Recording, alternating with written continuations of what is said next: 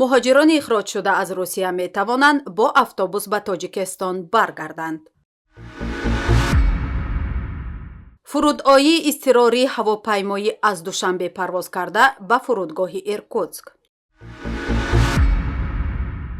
دانشجوی تاجیک در باشقردستان به خاطر اظهار ناراضگی از سیاست روسیه خواسته است عمل تروریستی انجام دهد. اعتراض اسلام آباد به اظهارات سناتور روس درباره همکاری اتمی پاکستان و اوکراین.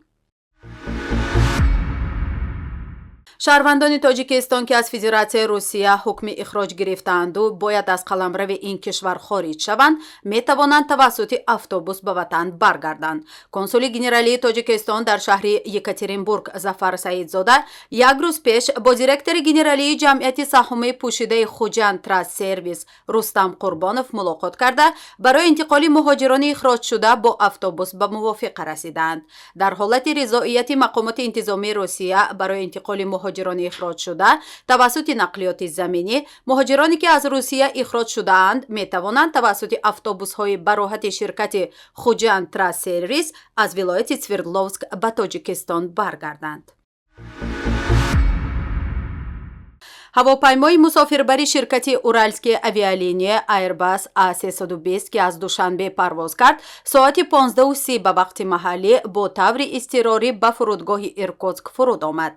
هیچ یک از مسافران و هیئت خدمه آسیب ندیده است. گفته می شود در داخل آن 70 مسافر و 5 عضو سرنشین بودند، اما به تاکید منابع دیگر در این هواپیما افراد بیشتری بودند. منبع‌های دیگری خبری گفتند که در داخل هواپیما 83 مسافر و 6 عضو خدمه بودند. فرودگاه ایرکوتسک به دلیل فرود آمدن اضطراری این هواپیما موقتا بسته شده است. 4 هواپیمای به نشستن آماده شده را به فرودگاه اولان اوده روان کردند. اعلان شده است که فرودگاه پس از ساعت 20 به وقت محلی باز می شود. در جمهوری باشقردستان فدراسیون روسیه 2 دانشجو دستگیر شدند که بیشتر از 5 مرتبه کوشش کردند در راه آهن تجهیزات الکتریکی را ویران کنند. در این باره کانال تلگرام شد خبر می دهد. به گفته این شبکه این 2 دانشجو زمانی دستگیر شدند که دفعه نوبتی قصد تخریب کاری داشتند. این دفعه گمانبران به پستگاه راه آهن سوزشواری ریختند.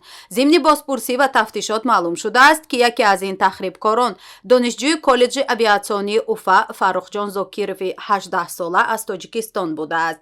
دومی دانشجوی کالج طبی اوفا امین صادیقوف از آذربایجان بوده است.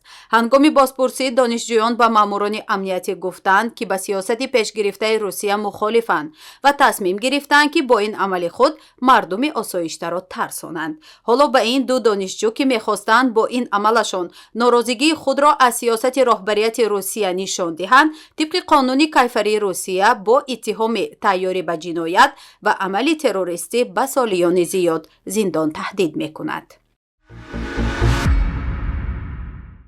وزارت خارجه پاکستان روز سه‌شنبه از روسیه طلب کرد که اظهارات ایگور مروزوف عضو پارلمان این کشور در مورد دیدار کارشناسان پاکستان و اوکراین برای توسعه تسلیحات اتمی را توضیح دهد. عاصم افتخار سخنگوی وزارت خارجه پاکستان در بیانیه گفت ما از این اظهارات بی‌پایه و غیر واقعی شگفت زده شده ایم و آن را مخالف روحیه روابط پاکستان و روسیه می‌دانیم. ما از مسکو خواستیم تا این گفته‌ها را شرح دهد. خبرگزاری دولتی ریا نووستی گزارش داد که ایگور مروزوف عضو کمیته دفاعی مجلس عالی پارلمان روسیه گفته که اخیراً کارشناسان اوکراینی به پاکستان سفر نمودند و روی فناوری توسعه سلاح‌های اتمی گفتگو کردند. در این اواخر مقامات روسی پیوسته ادعا کردند که اوکراین به دنبال ساختن و استفاده از بمب‌های آلوده به مواد رادیواکتیو است.